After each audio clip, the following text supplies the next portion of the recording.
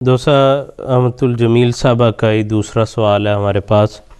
وہ کہتی ہیں اگر کوئی رات کو بستر پر جانے سے پہلے نفل پڑھنا شروع کرے اور اسی دوران اسے نیند آ جائے تو کیا اس کو نوافل کا ثواب مل جائے گا؟ ثواب دینا تو اللہ تعالیٰ کا کام ہے، اس کو کس کی کون سی ادا پسند آتی ہے اس کے بارے میں کوئی فقیہ اور کوئی مفتی، کوئی عالم، کوئی اپنی ذات میں کوئی سمجھنے والا کوئی فیصلہ نہیں دے سکتا۔ صرف یہ ہے کہ وہ تو خدا تعالیٰ کی پسند ہے، اس کو کس بندے کی کون سی ادا پسند آتی ہے۔ ساری زندگی کے اعمال ایک طرف اور اس کی پسند ایک طرف، کوئی ایک چھوٹی سی چیز اس کو پسند آ جائے تو اسی کے اوپر وہ درجات دے سکتا ہے۔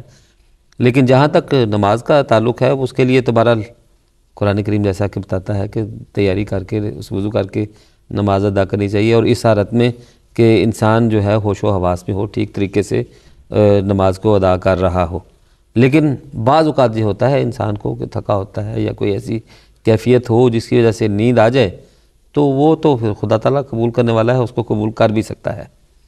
لیکن اس کے بالمقابل جو دوسری احادیث ہمیں بتاتی ہیں کہ اگر کوئی شخص سونے لگا ہے، وہ تسبیح و تحمید کر رہا ہے، دعائیں کر رہا ہے، تو اگر اس صورتحال میں وہ سو جاتا ہے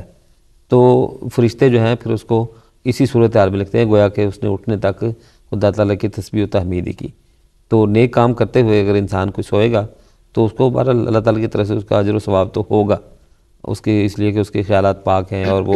خدا تعالیٰ کو یاد کر رہا ہے۔ تو اس حوالے سے بہرحال